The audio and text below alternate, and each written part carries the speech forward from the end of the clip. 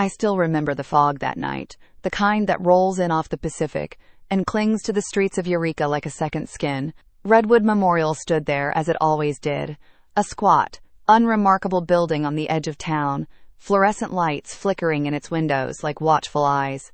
It was my first winter as a trauma intern, and I had already learned how the hours of the night shift stretched differently, longer, heavier, as if the weight of the dark pressed down on the walls themselves. My name is Marissa Hale, and I thought I understood what it meant to live in that space between life and death. I thought I had seen the edges of human suffering, felt the brittle silence after a code is called, and carried home the strange hollowness that comes from watching families collapse into grief. But nothing I had studied or shadowed prepared me for the patient who arrived on a night when the fog was thick and the monitors lied. I was 26 then, still learning the rhythm of the ER. The constant background chorus of monitor beeps, the metallic groan of gurney wheels, the muted chaos of voices calling out vitals, it all formed the strange lullaby of my apprenticeship. My white coat felt too new, too clean, even when it bore streaks of blood or iodine. I had a habit of running my fingers across the embroidered letters of my name, as though to remind myself that yes, I belonged here, even when self-doubt whispered otherwise. That night started like any other. We had a drunk fall from a bar stool and split his head open, a child with croup whose terrified mother swore he was suffocating, though he only needed steam and calm, and the inevitable chest pain that came with every shift, sometimes heartburn, sometimes the end of a life. I remember thinking, as I scrubbed dried blood from my hands after suturing a scalp wound, that the night was almost quiet. The kind of quiet that unsettles you because you know it won't last.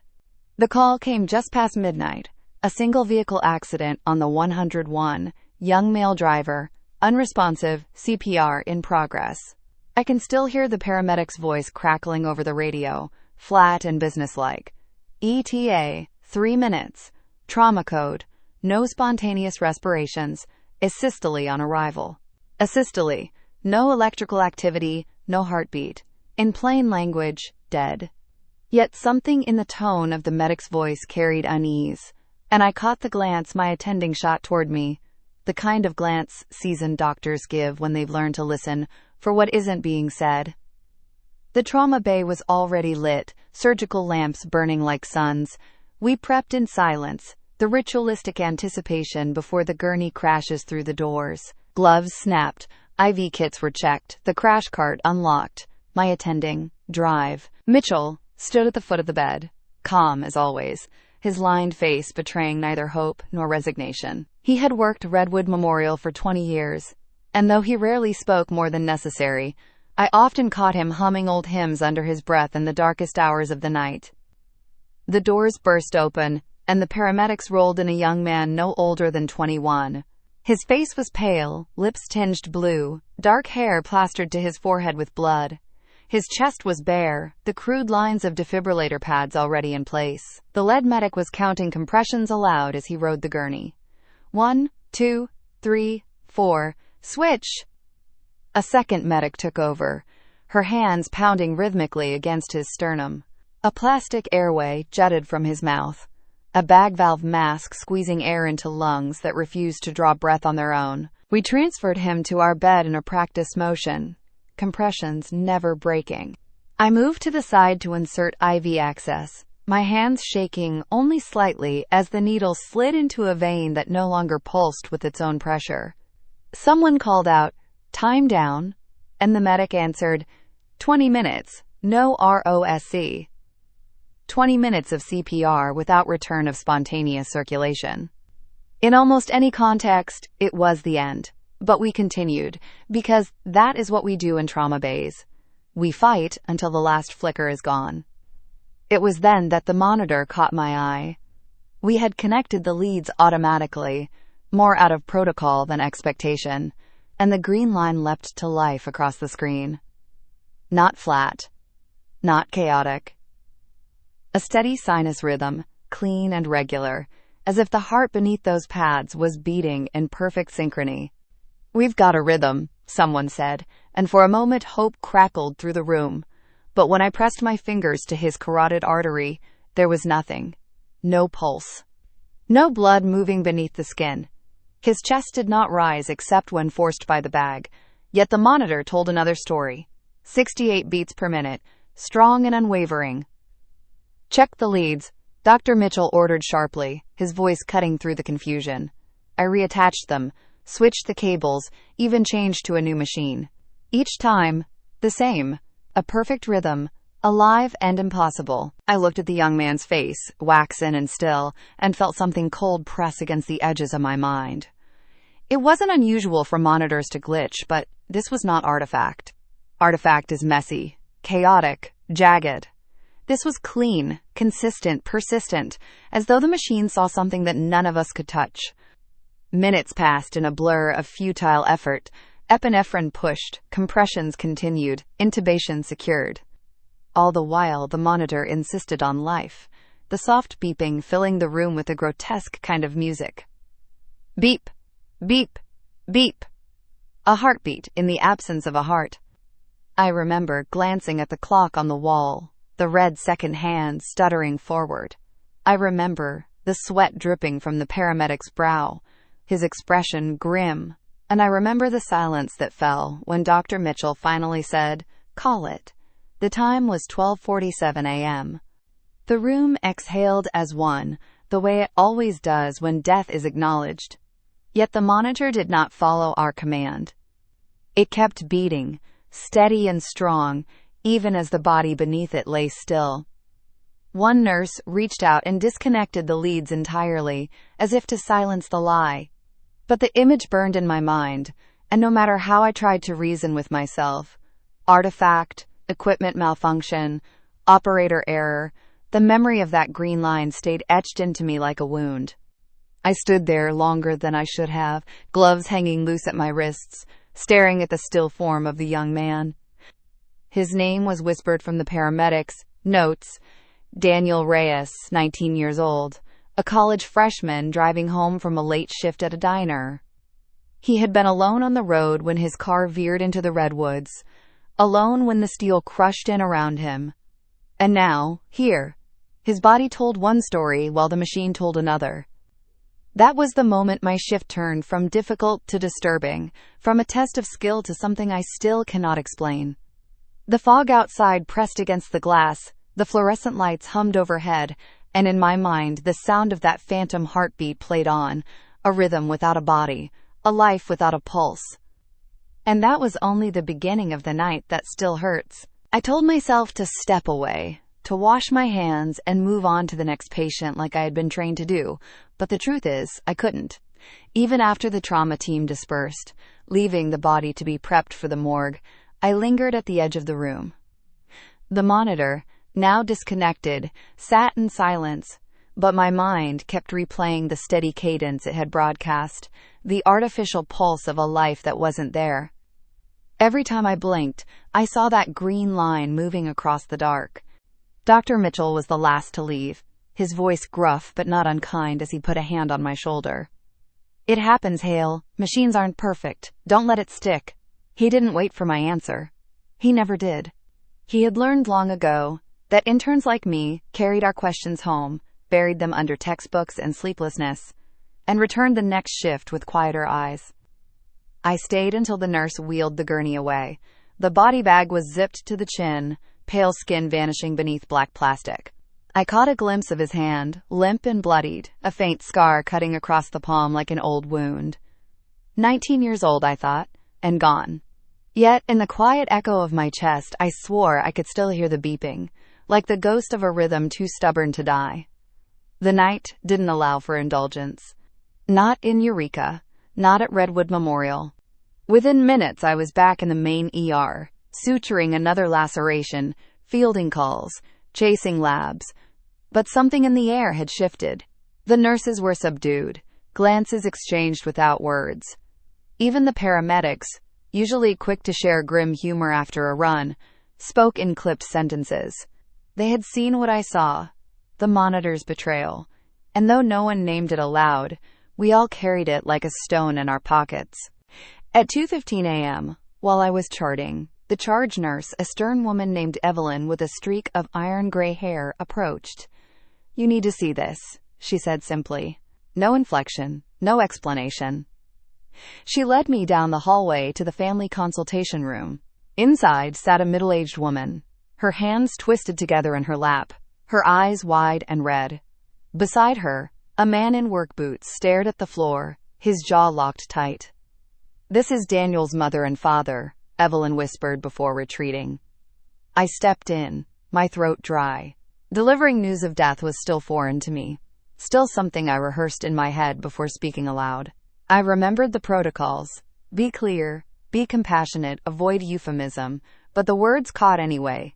"I'm so sorry." Despite every effort, Daniel didn't survive his injuries. His mother made a sound I will never forget, a soft keening that seemed to come from somewhere beneath her ribs.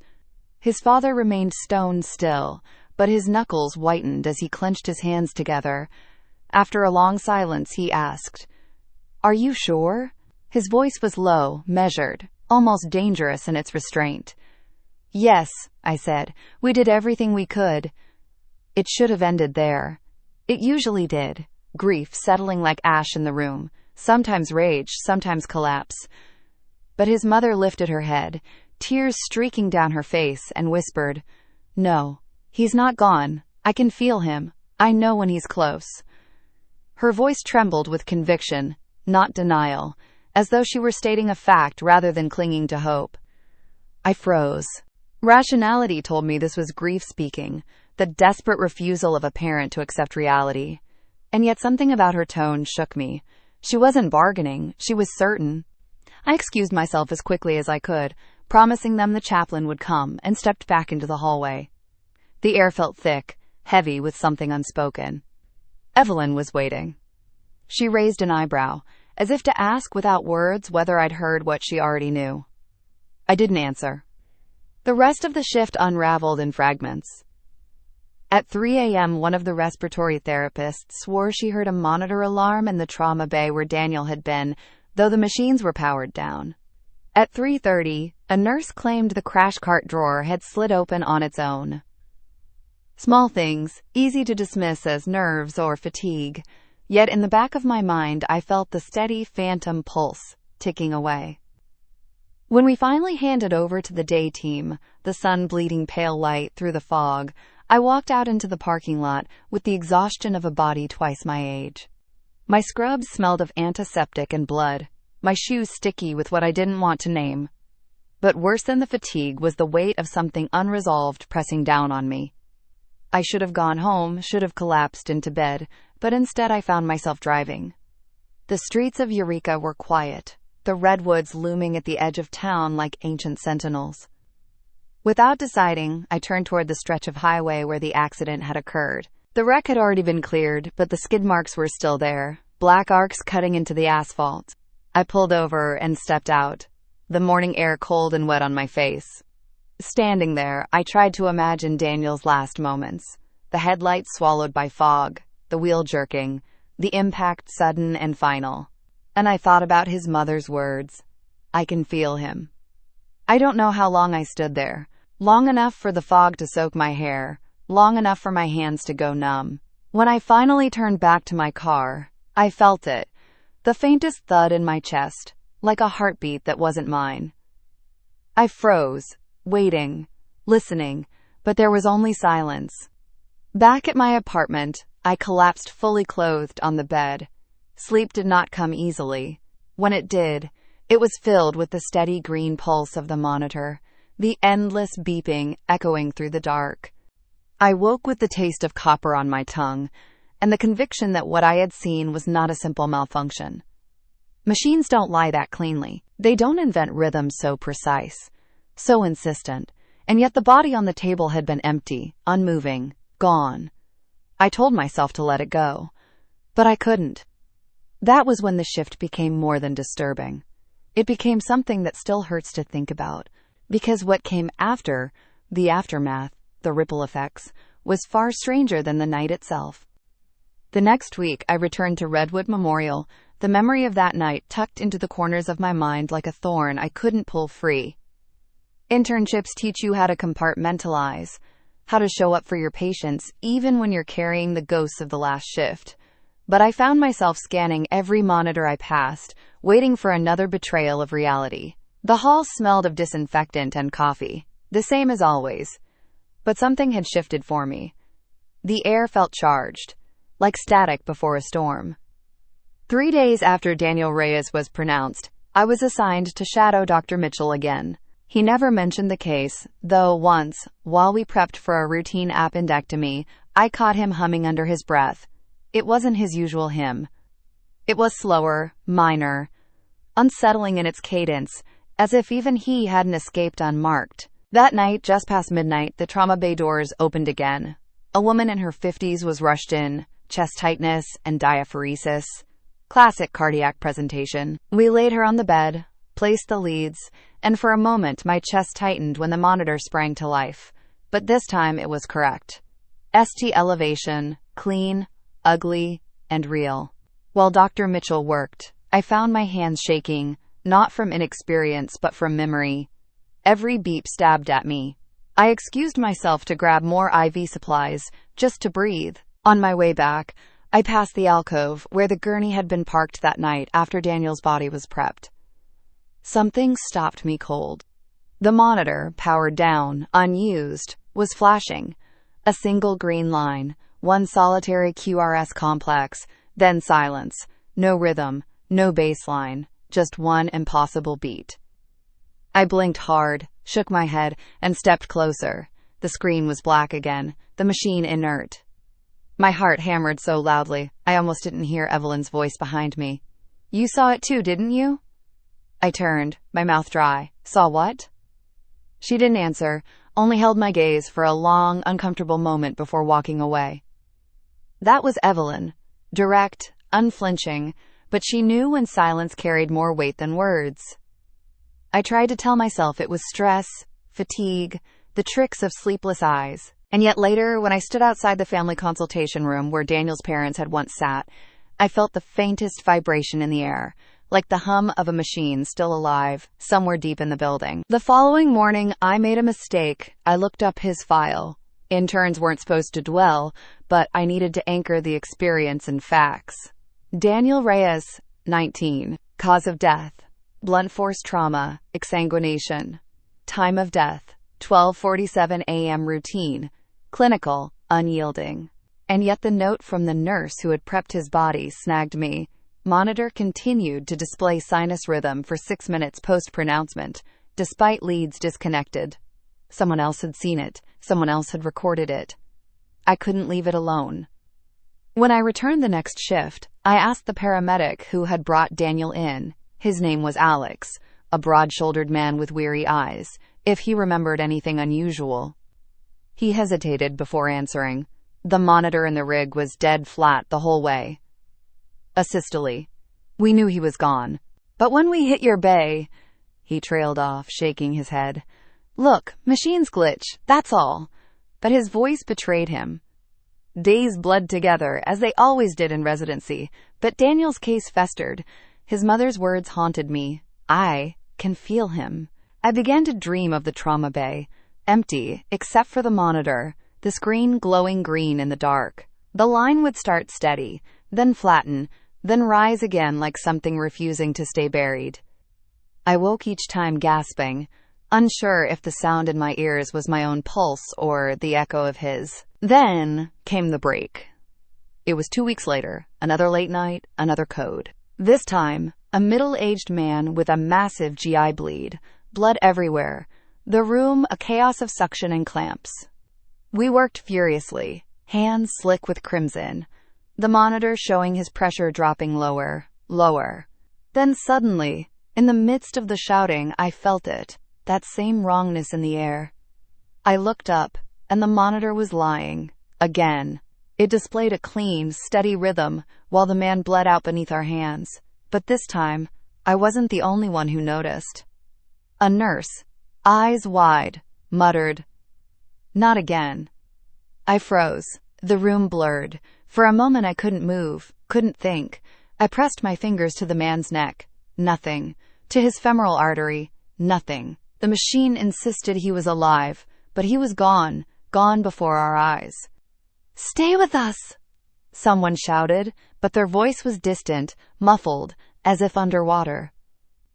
I stared at that glowing green line, a mirror of Daniel's impossible heartbeat, and something in me cracked. I ripped the leads free, yanking them hard enough to tear the adhesive pads from skin. The monitor flatlined, finally honest. The sudden silence was deafening. Everyone in the room froze, staring at me as though I'd lost my mind.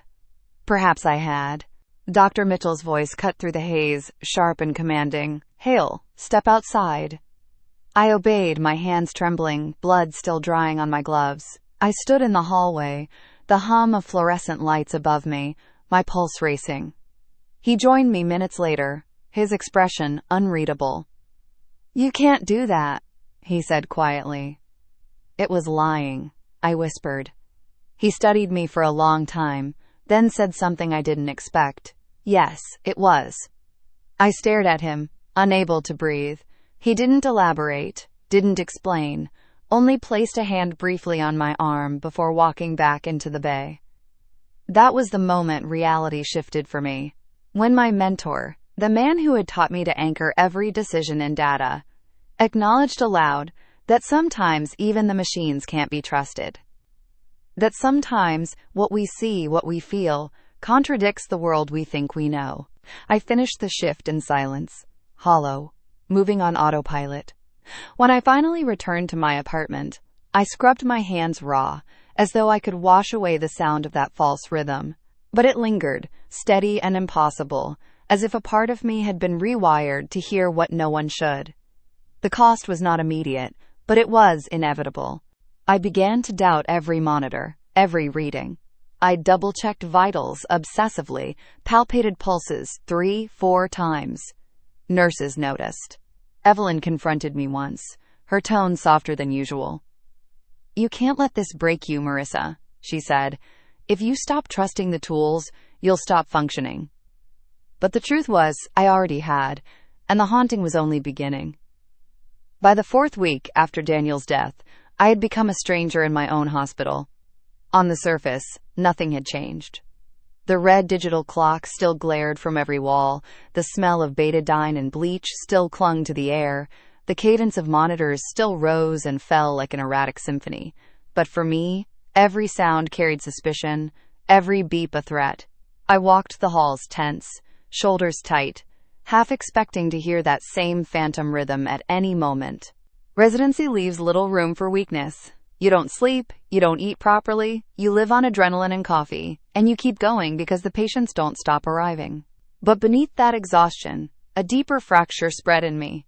It was the betrayal of certainty, the realization that even our most trusted machines, the supposed arbiters of life and death, could whisper lies. It didn't take long before others noticed. Evelyn caught me hovering at bedsides longer than necessary, fingers pressed to carotid pulses, eyes darting between the patient and the screen. "You're making them nervous," she said one night, her voice low enough not to be overheard. Families notice when a doctor looks afraid. I tried to brush it off, but she wasn't wrong. Patients and families are hyper-aware of our faces. They read truth in our micro-expressions before we open our mouths. And mine betrayed me every time I caught a monitor's clean line and wondered if it was real. Then came the night that broke something in me. A teenager, 15 years old, brought in after an overdose. She was barely breathing when they wheeled her in, lips blue, her mother sobbing and clinging to the paramedic's sleeve. We secured her airway, pushed meds, fought to stabilize her fragile body. The monitor flickered with tachycardia, then slowed, then steadied. I checked her wrist, felt the faint but undeniable flutter of life beneath my fingertips. Relief washed over me, but it didn't last. Because as I leaned closer, I realized the sound of the monitor wasn't matching what I felt. Her pulse was weak and erratic, but the green line marched on in perfect cadence, the rhythm of someone else. Someone absent. I froze, bag valve in my hand, my breath caught in my throat. For a moment, I swore I could hear 2 heartbeats, the irregular flutter under my fingers, and the phantom pulse of the machine. Overlapping, discordant, like 2 metronomes ticking out of sync.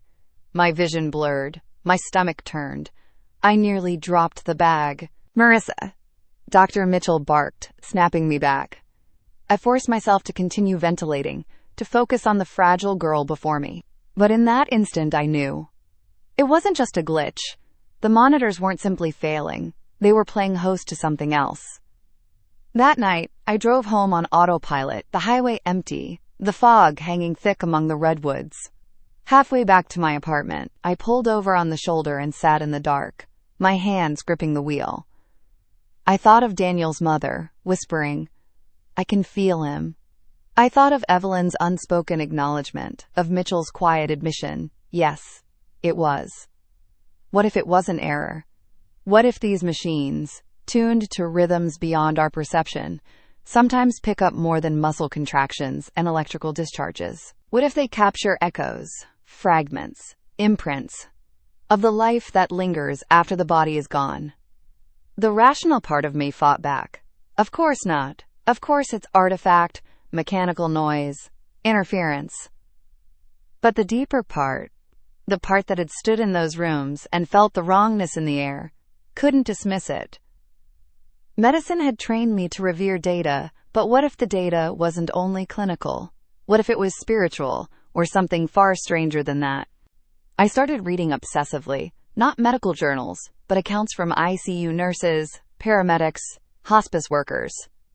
Quiet confessions buried in forums, late-night stories traded over lukewarm coffee. And the patterns emerged. Machines that alarmed after patients had passed. Monitors that displayed rhythms in empty rooms. Defibrillators that charged themselves without command. Always dismissed as malfunctions, but whispered about by those who had seen too much to laugh it off. The cost of knowing is isolation. I stopped sharing my doubts with colleagues. I smiled when I was supposed to, nodded through lectures, carried out rounds like a machine myself. But inside, I was unraveling. My sleep became shallow, haunted by the sound of beeps, echoing through empty corridors. My dreams were filled with Daniel's face, waxen and still, his hand with that scar across the palm reaching toward me as the monitor pulsed steadily behind him. One morning, after a particularly brutal stretch of nights, I awoke to the faint sound of beeping in my apartment. At first I thought it was my alarm, but the tone was wrong. Too clinical, too sharp. I staggered into the kitchen, heart pounding. There was nothing there. Only the hum of the refrigerator, the ticking of the wall clock. But when I glanced at the microwave display, the digital numbers blinked in perfect rhythm. 68 beats per minute. I slammed the plug from the wall and sank to the floor, shaking. Rationally, I knew it was coincidence, an electrical glitch. But it was the same number Daniel's monitor had shown. The same impossible pulse. From then on, I stopped trusting silence. Any hum, any flicker, any pulse of light felt like an intrusion. I carried Daniel with me, not just as a memory, but as a presence, woven into the fabric of my nights. I began to ask myself questions I had no right to ask. What is life, really? Is it only the measurable, the tangible, the rush of blood, the firing of neurons? Or is there something that lingers, something even our crude instruments sometimes glimpse? And if so, are we the doctors, or the custodians of thresholds we barely understand? I confided once, only once, in Evelyn. It was after another shift. The two of us sitting in the break room. The clock reading nearly 4 a.m. The vending machine buzzing faintly. I told her what I'd been experiencing, haltingly, careful not to sound unhinged. She listened without interruption, sipping her black coffee. When I finished, she set the cup down and said, "We see more than we admit. You'll learn to live with it, or you'll leave." Then she stood and walked away. Her words cut sharper than she knew. I had chosen medicine because I wanted to heal, to bring order to chaos, to anchor people when they were drowning. But now, even as I stitched wounds and started IVs, I wondered if I was only brushing against shadows, patching bodies while something larger slipped through unseen. The ripple effects followed me beyond the hospital. I avoided social gatherings, couldn't stand the sound of music with a steady beat. My mother called and asked if I was eating. I lied. My friends texted. I left their messages unread. I lived between work and restless sleep, caught in a rhythm I couldn't escape. And through it all, I carried one unanswerable question. Was Daniel truly gone, or had we dismissed something we didn't understand? The aftermath of that shift didn't fade. It metastasized, infecting every case, every choice, every long night under fluorescent lights. It forced me to see that medicine, for all its science, is still practiced in the shadows of mystery. And some shadows never let you go. I didn't leave Redwood Memorial immediately. Residency doesn't give you that choice. You endure, shift after shift, because the hospital swallows you whole and doesn't let go until it has wrung you dry. But something inside me fractured. After Daniel. After the teenage girl with 2 heartbeats. After the microwave clock that pulsed like a phantom rhythm in my own apartment. I began to live in 2 realities. In one, I was the intern I had trained to be. Focused, efficient, moving through the protocols of trauma and resuscitation like clockwork. In the other, I was a witness standing on the threshold of something medicine didn't want to acknowledge. Machines are supposed to measure life, but I had seen them measure something else. Call it an echo, a residue, a presence that doesn't fit in charts or textbooks. Dr. Mitchell never mentioned Daniel again, but sometimes, when a case ended in death and the room emptied, I caught him standing too long by the bed, eyes fixed on the monitor, as though daring it to lie again. He never told me what he saw. He didn't need to. The silence between us was acknowledgement enough. Months passed, but the wound didn't close. I thought of Daniel's parents. His mother whispering, "I can feel him." At the time, I dismissed it as grief's denial. Now I wonder if she felt the same thing the monitor did. An imprint still tethered, not ready to release. Was she, in her own way, more honest than the science we clung to? I kept working, but my nights became heavier. Every code brought a dread that went deeper than failure. I feared the machines, feared the steady green lines that might appear in defiance of the truth my hands could feel. And when they didn't, when the flatline came as expected, I felt a different kind of fear. The fear that one day I might start wishing for the anomaly just to prove I hadn't imagined it. The other interns laughed off the idea of haunted hospitals. They traded stories of flickering lights and footsteps in empty corridors as if they were urban legends.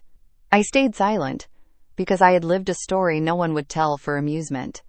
I had pressed my fingers to skin colder than stone, while a monitor swore to me that life still pulsed there. I had ripped the leads away in desperation, just to silence a rhythm that wouldn't die. There are nights when I still hear it. Not in the hospital now. I left Redwood Memorial after my first year, citing burnout, though the truth was closer to collapse, but in the spaces in between, when the world is quiet. In the hum of my refrigerator. In the click of my wall clock. In the silence between breaths, when the heart is supposed to reassure you with its steady thud. That's when I sometimes hear another one, faint and perfect, layered on top. Daniel's. I've tried to reason it away. Artifact.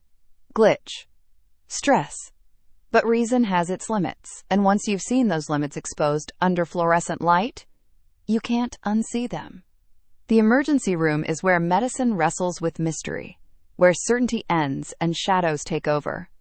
People ask why I left, why I didn't push through like the others. I tell them residency was too much, that the hours broke me. But the truth is more complicated and harder to explain. I could handle blood, chaos, even death. What I couldn't handle was the moment I realized our instruments sometimes measure something beyond our reach, and that I could feel it too. That night in the trauma bay in Eureka is with me still. Daniel's pale face, his mother's certainty, the monitor's defiance, the silence in my mentor's eyes. It all lives in me, as present as my own pulse. The case will always remind me that in the place where science ends, the shadows begin, and some of them follow you home.